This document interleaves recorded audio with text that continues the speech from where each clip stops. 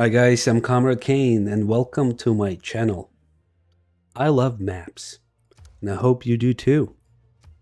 In this video, I'm going to look at Civilization 6 Gathering Storm advanced map settings such as world age, new and old, temperature hot and cold, rainfall, arid and wet, and sea level.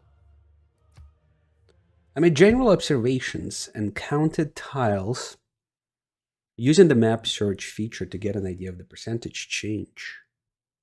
I ran the same seed map with different settings. It allowed me to compare the original map to the adjusted map with the new settings. I found that a dual size Pangea type map fits well on the screen for demonstration purposes where all of the land mass visible along with the features. All right, so let's take a look at our map. Pretty standard map, a nice little Pangea. The first setting is temperature. Temperature settings impact terrain generation, specifically the number of desert, tundra, and snow tiles. This here is cold map. It produces more tundra and snow tiles and less desert. You can immediately see, right? This is the original. Boom. This is the cold map. Original, cold. So it's pretty obvious, isn't it? A lot of tundra added.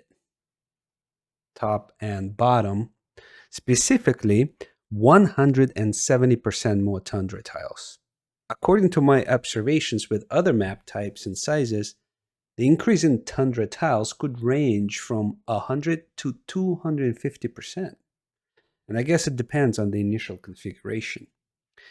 The snow tiles number added is actually 0. So when you set the map to colder, it doesn't add any more snow tiles. But it does, I believe it does add some ice to the polar cap, which might or might not create more blockages around the continent borders, which is so annoying. Now the desert is almost eliminated. We basically went from 70 tiles of desert to just 6, I think. And I've seen the reduction in desert tiles go anywhere from about 70% to 90%, like in this case. I will speculate that if there is less increase in tundra tiles, then there will be a higher reduction in desert tiles to bring the ratio to a certain balance between the desert and tundra. Cold map seems to reduce the number of floodplain tiles as well. Makes sense, as desert floodplains are eliminated. It's interesting that the rivers are different, as well as lakes and wonders between the original and the new temperature map. Now, the temperature setting hot. Well, you can definitely tell that this one is hot because look at the amount of desert that is added. And less tundra, right? The tundra is basically eliminated.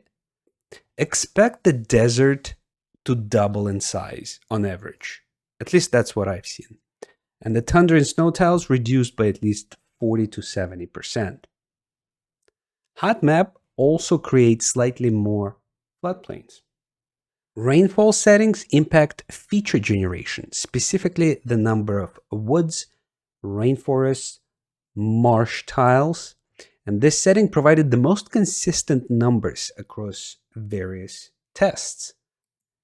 Arid is the first one. This map produces less woods, rainforests, and marshes. Because it was consistent, I can state that you would get two-thirds less marshes. So you can see, a bunch of them just disappeared. About 1/5 less woods. So not too many woods reduced, but like 20%. And some rainforests will be removed, only around 10% on average. So the rainfall settings impact the number of marshes the most. Then it's woods by about 1/5 or 20%, and then only 10% of rainforest. Initially, I thought, and I was under the assumption that rainfall setting would impact rainforests the most, but it's not the case. Let's look at the wet map. Immediately, you can see that the marshes are back. So you get a polar opposite effect with similar numbers, just in reverse. You get 2/3 more marshes, 1/5 more woods, and some 10% more rainforest tiles. You can definitely see that. Again, it's a wet map. You'd think there would be more rainforest, but that is not the case. I think wet and cold combination can build a yields porn heaven for the Lady of the Reeds fans. World age settings impact terrain generation, specifically the number of hill, mountain, and volcano tiles. So the new world, boom. Old world, original world, new world. So like polar ice caps change, rivers change, lakes change, and obviously we get more hills. It seems to vary though how many hills you get, and it can range quite widely between like 25 to 75%. It seems like Gaul can certainly benefit from a map like this. I found that the New Age does not grow mountains much, maybe 10%. And in some cases, it produced less mountains, which is really odd and in contradiction to the description that says more mountains with the New Age. It does add plenty of volcanoes, though, usually by at least half, can even double the number. Geothermals are completely unaffected, if you were wondering. It's not wrong to assume that we would have more geothermals, but it is not the case. But what's interesting, because there are less flat tiles, the number of floodplains falls. And another side effect is the average reduction in desert and tundra tiles by about 25 to 30%.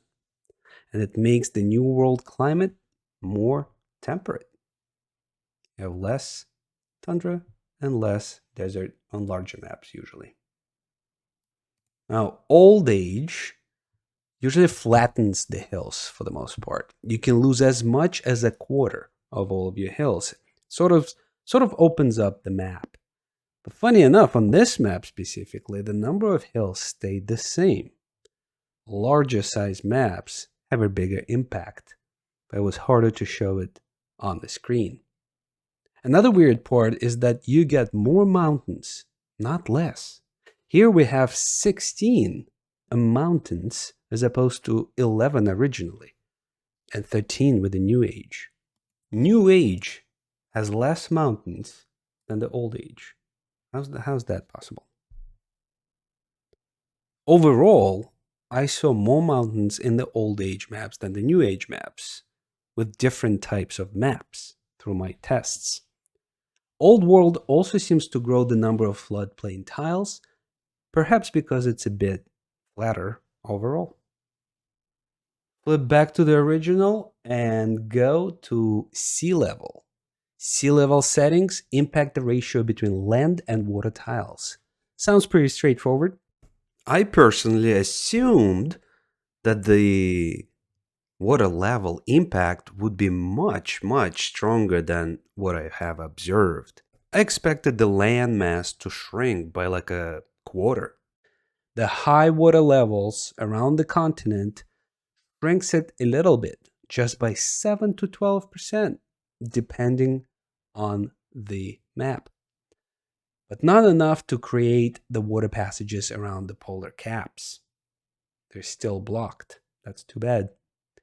If you do want to have no ice adjacent to the land, then use not yet another map pack mod that has a map setting that allows you to remove the ice around the continents. Low sea level increases the size of the total land mass, as you can totally see, original and low sea level. Obviously, the opposite effect from the high sea level. It still applies a similar rate. It's only 10% on average that you get more land tiles and less water tiles. Look, it doesn't grow by much, right? The weirdest part that I have observed, though, with the sea level happens to non Pangea maps, like continents. It looked like the same map seed produced a new land distribution, creating a brand new map. The high and low sea level maps look completely different from the original. Sometimes it's not even close. I hope this was useful to y'all. You can download the related graphic on my website for reference. I really appreciate the feedback. Thank you for watching, and let's play just one more turn.